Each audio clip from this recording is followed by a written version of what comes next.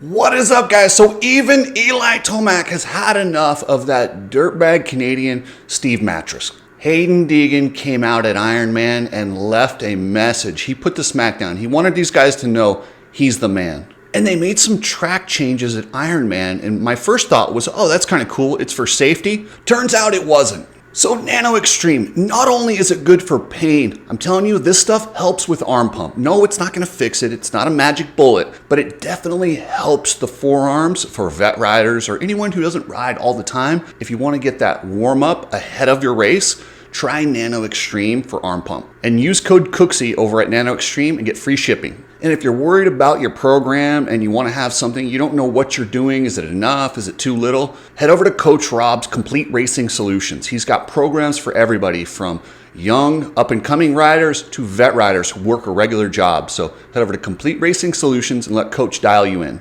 Ride Strapped, they have the coolest shirts, and yes, that's where you can get the Industry Outsider shirts, the Red Pill shirts, and a lot of the stuff that I wear on the show. They have goggles, glasses, just a great company, and I'm proud to be partners with Strapped. Head over to ridestrapped.com. You need people like me so you can point your fucking fingers and say, that's the bad guy.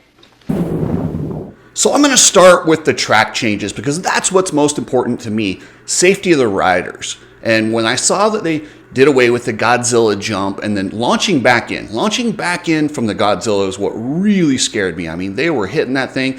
If you were to crash on that jump, we're talking serious injury, possibly a fatality when that jumped back in. So when they got rid of it, I was like, meh, okay, I appreciate that. Awesome. Way to go, MX Sports. Way to go, AMA. I appreciate you looking out for our guys. The problem is they didn't do it for that. They're too dumb to even sell it as that. This is how dumb they are. They said, no. We wanted to create more spectator viewing because they have the Motocross to Nations coming there and they wanted more VIP areas to sell. When you get a good viewing spot on a track, they offer specific, passes that cost a lot of money to watch these racers risk their lives. And while I'm not mad at the track change, because I do think that was kind of crazy and it always scared me when those guys were jumping back in, the fact that it was done just out of pure greed really pisses me off. That just stinks. So these riders, you're not worried about their health. You're worried about VIP watching areas and more things you can profit off these riders' backs. And I also wouldn't be as mad at this if the riders got a piece of the revenue. If the ticket sales, streaming rights, or anything like that went to the riders, I would say, okay, I get it. Let's get more high dollar viewing areas because it benefits everyone. That's not the situation here. But it blows my mind how quick the promoters are to make changes when it makes them more money. When it comes about money, these guys move quickly and they make changes and get things done. When it comes to rider safety, they drag their feet, they lollygag, and I did notice something extremely dangerous about this track. Who in the hell thought it was a good idea to put rolled hay bales, those giant, super heavy hay bales that when I looked it up, I don't know much about those, I'm not a farmer, but I looked at those and I kind of asked ChatGPT, what would happen, what is it like if a rider hits one of those? And it compared it to hitting an ATV or a small car. And with the increased speeds, and they are going really fast, the average mile per hour, and the average, that's not like top speed, average speed is around 40 miles an hour for these guys. So that means in these high speed sections, they're doing upwards of 60. Go take your car, go 60 miles an hour, and look at running into one of those hay bales. What would happen to you in your car? And imagine hitting that on a motorcycle and see what would happen. I spoke to somebody who's very familiar with these hay rolls and he's hit one before and he said it's like hitting a concrete barrier. They don't budge. They're not very soft because they're rolled, so they're compact. It's not like hay that's just kind of laying there in a pile. This is compact, like it's a barrier. That's all it is. They added barriers. We would freak out if they added concrete barriers on the outside of the track, but since they're rolled hay, everyone kind of overlooked it. I did myself. And the way they put it on the inside of this turn here where Deegan comes off that jump, had they cross-rutted and hit that thing, we're talking a fatality, we're talking serious damage. Why do they not even care about these riders? Not even a little bit. So while they could care less about, safety, they are quick to make changes to sell tickets. But if it has anything to do with keeping these riders alive, safe, and well for the rest of their careers, they don't give a crap. And you guys know, I never offer something if I don't have a solution. There's already a solution for this. They're called air fences. Road racing uses these all over. Now, these trees where they just stack a couple hay bales in front of them, just put up an air fence. The air fences look more professional. They're about $2,500 or so, but they're easier to haul around. They're movable. You can take them to each race. I'm sure the sponsors would love their logos on these things, and it would make it so much safer for every competitor to put air fences around big trees, like the section where Deegan come off that jump, put an air fence right there. So if they hit it, it's not good, but it's an air fence. We're preventing a fatality before it happens. And once again, I always look at other sports when I compare safety. NASCAR pretty much ignored softer walls until Dale Earnhardt and multiple other dudes died. Up until that point, NASCAR hadn't prioritized driver safety. But when they lost Dale Earnhardt, they were forced to make some changes. Are we going to wait until we lose a Hayden Deegan or a Jet Lawrence to something stupid? Or can we just fix this with things that already exist? Just put air fences around the track. They're easier to haul around. They're inflatable. They go down, and you put them up in dangerous situations. I don't know, say Washougal, where the bike went off the track into the crowd. Maybe you line that with air fences so that doesn't happen. It's time to make this change before a fatality forces this change and causes a lot of problems. If the promoters put even a fraction of the effort that they put in raking in money and put it towards safety, this sport would be so much better. But they insist on just writing it off as it's a dangerous sport. They know the dangers. Of course they know the dangers. Of course they're still going to compete. But why not? When this thing already exists, why not make the change? Get off your asses. If you sponsor the outdoor series, tell them you want air fences with your logo on it. Here's the website. They're really easy to get. They're readily available. Anyone can get these. Go buy yourself some damn air fences. Now to Hayden Deegan in that 250 class. He wanted to prove a point. He wants this thing wrapped up before Budds Creek, and he went out there and rode like he wanted to wrap it up. And I love that in the press conference, he talked about getting rough with Joe Shimoda. Because Joe's the only guy who's ever gotten the upper hand on Deegan in takeout moves. He got him in Supercross. And with today's tracks, there's not a lot of opportunities to make takeout moves. It's very rare you get a flat turn like we had in the 90s where you can just square it up and take a guy's front wheel out. You get these ruts that are like slot cars. You don't get to jump across and take guys out like you used to at lower speeds. Now they're going much faster. You don't want to take a guy out at 50 miles an hour. You could cause serious damage to yourself and that person. You're seeing a lot less of the rough riding, but you got to appreciate how Deegan remembered exactly when he got him, and he's like, I'm getting him back when I can. So we did that little stop and go and just kind of put something else in Joe's head. And as it usually goes, the guy who did the takeout a long time ago, you usually forget. But if you're the guy that got taken out, you never forget. And Hayden wanted to put it in Joe's head. So now he's not only got to think about beating him, he's got to wonder, is Hayden going to come in and do something stupid? Is he going to clean me out? I love the move by Hayden Deegan. It puts one more thing in Joe's head with, 4 motos left. He wants to leave Unadilla as the champion, and this helps a lot. That's a good psychological move by Hayden Deegan to bring that up in the press conference. And Joe Shimoda, ever since signing his Honda deal, and yes, it's done, he already signed, Lars accidentally let it slip in the post-race with Steve Mattress. This is either done or has been signed a letter of intent, but this thing is, they're just dotting the I's and crossing the T's. Why Mattress acts like he doesn't know this is beyond me. I don't know, maybe he's that dumb. And even Eli Tomac has had enough of this angry, stupid Canadian. This guy goes out there and acts like he's so important. He's Steve Mattress. And yes, he has a big platform with Pulp MX and their shows that they do. He does a lot of good stuff. I watch a lot of his shows. And that burns up Davey Coombs. Now, Davey Coombs claims that he let him get that platform going. And I spoke with somebody who's friends with Davey Coombs. Davey told them he wishes he never let Pulp get that big. That's the ego on that guy. He thinks he can control all the media and who gets press, who doesn't get press. That's the kind of tyrants we're working with. He has let Steve Matthes get a little bigger than he wanted to. Look for there to be a big blow up. I can see this is on the horizon. Davey Coombs and Steve Matthes are going to have a blowout at some point because you can see it on Steve Matthes. He's frustrated. He's frustrated that his buddies, Weege, Jason Thomas, they have all surpassed him. They're all on the broadcast where Steve wants to be, and he's left behind doing his Pulp show, which is a pretty good show and it's pretty big. But you can't put that dude's ugly face on TV. You just can't. And I think Davey Coombs is starting to recognize that the people, I used to use Matthes as the voice of the people. The people can see that Matthes is bought and paid for. So that narrative is changing. We're starting to see it a little bit more in live time. But I'm going to sit back and grab my popcorn and watch this thing explode. And as far as Deegan racing a 450 at Budds Creek, even if that was still an option, after Brian coming out and calling Racer X fake news, I don't see that happening. There's no way. And even if it's a good idea and you're seeing like Ricky Carmichael and some of these guys saying, why not?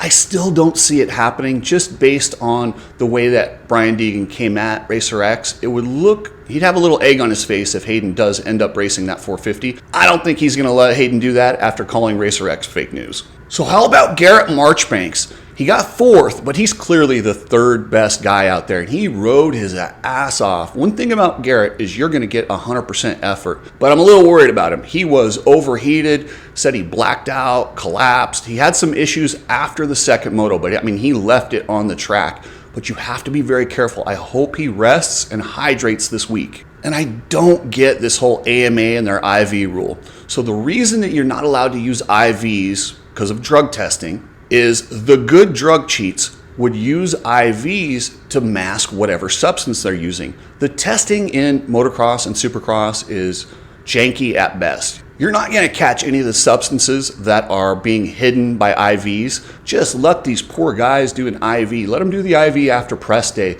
Let them do it after practice. Maybe not in between motos, but there's really not enough time in between motos to do it anyway. But you've got to do something so we don't have guys dying on the track. We've already lost Josh Lichtel. It's only a matter of time before one of these dudes and their incredible, their desire to keep going and push through is something most human beings will never have. They can literally push themselves to death, and they will, which is why allowing IVs on race day is not necessarily a bad thing. I'm sure there's a baseline hydration test that they could do and just make sure that they actually need it and they're not just using it for a competitive advantage. No problem. If a dude's extremely dehydrated after practice, he's qualified for an IV. They have plenty of tests to determine this. Why don't they do it? And with all this Jorge Prado drama, I think it's awesome that Kawasaki, this is a brilliant move. After Washougal, Kawasaki told Mitch Payton they were not going to bring back Marchbanks. Mitch Payton was pissed. He's like, no, this guy's done everything I've asked of him. He deserves to come back. Mitch told them he would pay it out of his end. That's a stand-up thing right there. And like I said, I've been very hard on Mitch Payton and how he treats these athletes, but that was a stand-up move. But once he did that, Kawasaki saw what's happening with Jorge Prado. They went, okay, wait a second. No. We'll cover it. But we're also putting in the contract that's never been in any of Mitch's contracts before, that they can move Garrett to the 450 anytime they want. They don't have to redo the contract. The contract is already written to where Garrett could replace Jorge Prado if Prado bails. And man, Prado he's going at every option, talking about KTM, bonus only program. He wants out of there. It is not a good situation, and I don't see it lasting past the last 3 rounds. I think Prado is going to do something drastic to get off of that bike and out of that atmosphere. They don't like him. He doesn't like them. It does need to change, and man, I have been so wanting Garrett Marchbanks to get a good 450 ride. As good as he is, as big as he is, I don't know what the ceiling is. I think he can battle for wins and podiums in the 450 class. I truly believe that. And I 100% believe Garrett Marchbanks would give them better results in 2026 than Jorge Prado. I don't see Jorge Prado being on the podium, winning races, and I think Garrett could at times. He's not going to beat Jet straight up, but you never know. I'm telling you, there's a talent inside Garrett Marchbanks that can take him to that upper level and make him an elite guy in this sport, and I just want to see it.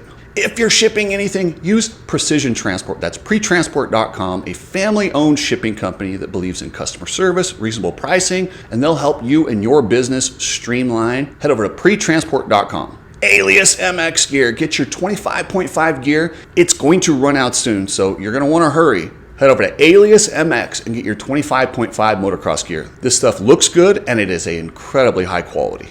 So Tom Vialle, he surprised me. I did not expect him to be on the podium. That's my bad. I didn't realize how good he was at this track. I forgot last year he had a moto win. He might have got the overall, but Tom Vialle was really good at Ironman, so I should have expected this.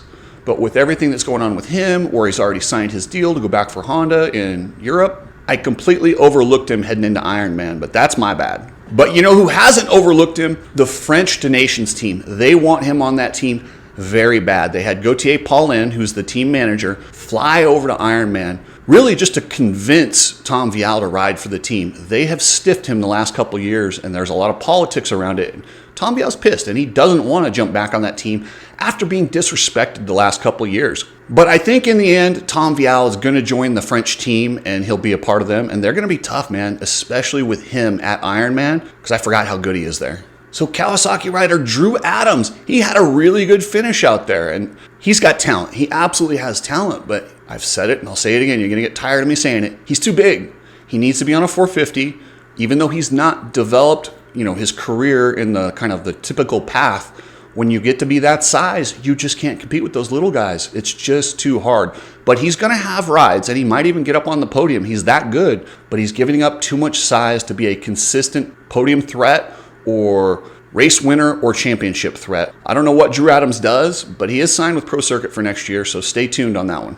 And Levi Kitchen, the other Pro Circuit guy, man, the pressure is starting to heat up on Levi Kitchen. He is at a point in his career where it's time to win and get that 450 ride. If he wants to be a RJ Hampshire, Jordan Smith, and stay in that 250 class forever, which I know he doesn't, if he can't win the Supercross Championship next year or battle for the Outdoor Championship next year, he will not get a good 450 ride, and he'll be stuck either taking the privateer route on a 450, which usually doesn't end well. I mean, look at Shane McElrath had a great career, but it has been tough since he couldn't get on a real factory team. So keep an eye on Levi Kitchen. The pressure is mounting, and he has to win, and he has to win soon if he wants to have that career trajectory of Chase Sexton instead of Shane McElrath. We had a couple of my favorite guys return. Jet Reynolds, the amateur prodigy who's just had a heck of a hard time since turning pro. He came back from a broken leg, and I can't believe they said he broke his leg again. Oh boy, I feel really bad. We just lost, his Bakersfield buddy, Styles Robertson. He retired. I have to think Jet is probably not far behind him and throwing in the towel, but he has given it such a good effort. Man, I feel bad for these kids. That's a lot of work and a lot of years planning on being a superstar to get up into the pros and never really get it done. The other guy that came back was Pierce Brown. Pierce had that nasty crash at the first round of Supercross, battling for the win, where he broke his neck or his back. It's a miracle that he's got use of his legs, let alone returning this season. But man, he had a big one. He's laying there, looked like he was in La La Land, and there's some official trying to pull him off the track. Bro, this guy just had a broken back. The last thing you want to do is get an injured rider who's not sure probably where he is at that point and drag him off the track. That's disgusting and really pissed me off. What is he doing? Whoever you are, you're an idiot. I hope Pierce is okay. I would just as soon take the rest of this season off. It has not gone good. Sit out, start over, and just come back in 2026. Take that whole off season, rebuild your confidence, because that can't help his confidence, having that big crash and then eating it on his first ride back, just kind of trying to race himself into shape. Pierce, take the time off, get better, and we'll see you in 2026. And speaking of guys on the comeback trail, Austin Forkner quietly getting inside the top 10. We're seeing progress. Triumph signed him to a 3-year deal. This is the first year. He's got 2 more years on this deal. But I'll tell you what, after coming back from brain surgery to start making progress, we're seeing flashes of the old Austin Forkner. Wait till you see him in Supercross. I truly believe he's going to be back battling for podiums and wins, and he might have his career on track. Good on Austin Forkner. This might be the biggest comeback we've ever seen in our sports history, coming back from brain surgery. Seriously.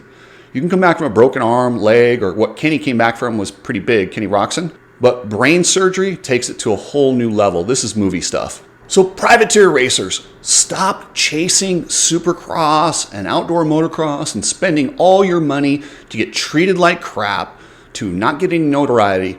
Go race one of the Arena Cross series. There's quite a few. This is the Partzilla Arena Cross. Go win some races, make some money, and take that route. And then once you get to be a Arena Cross champion, then maybe somebody will give you a chance, a fill-in ride or something for Supercross, and then see what you can do with that. But stop wasting your money spending $275 a round to go racing. Go turn that loss into a profit. Stop giving money away. So head over to that one, go to the AMA Arena Cross Series, go to the other one they have. There's a bunch of these Arena Cross Series where you can go make some money. Check this one out, the Partzilla. Thank you, members. Appreciate everything. One of you guys is going to win a $250 gift certificate to Coach Rob. And in December, one of you is going to win the new Power Sports XQi3 electric motorcycle. We got some cool stuff planned in January with new Power Sports, but I'll fill you in on that later. Thanks, guys. Here's your member of the day. Let's start this off by saying, we got them. The illegal sale of American motorcycle racing. I present a case that reveals how the American Motorcyclist Association's 2008 sale of its racing properties constituted an illegal transfer of public trust into private hands. My name's B. Maisie, and I'm here to stir shit up. So I made a song for you guys.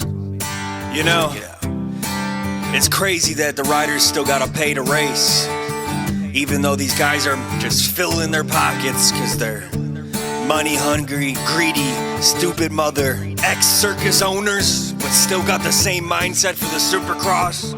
Screw Feld, screw the AMA, and screw Rob Dingman.